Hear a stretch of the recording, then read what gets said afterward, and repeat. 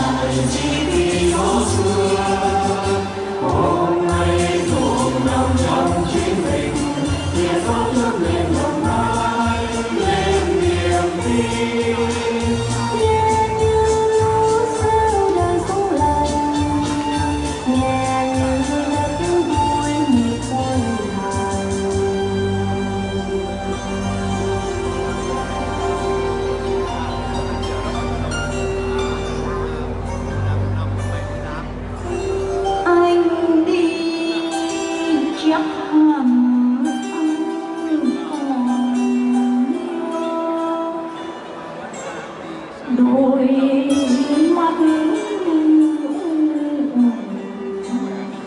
chiều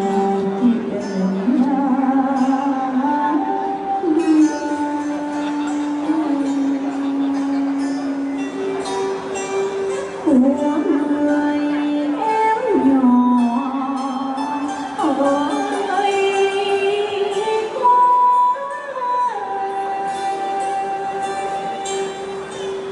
chưa biết cười lên hẹn đợi chiều.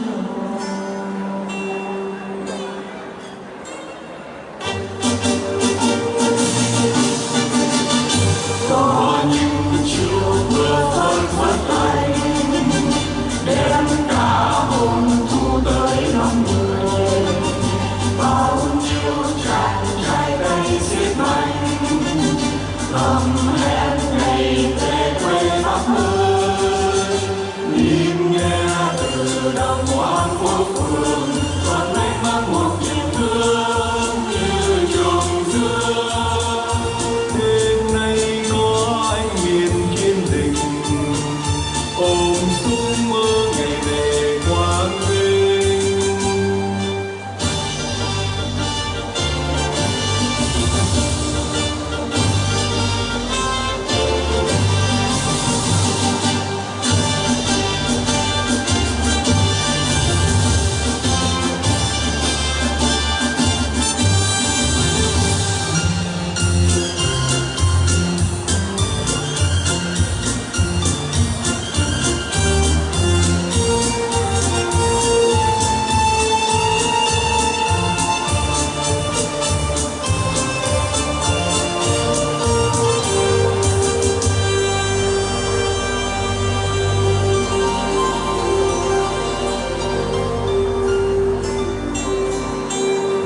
Anh đi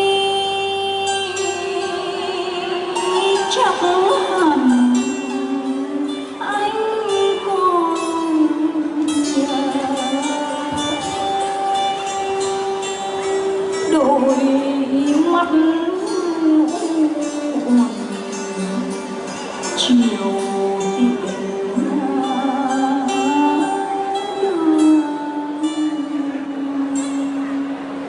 của người em nhỏ ở ngây quá,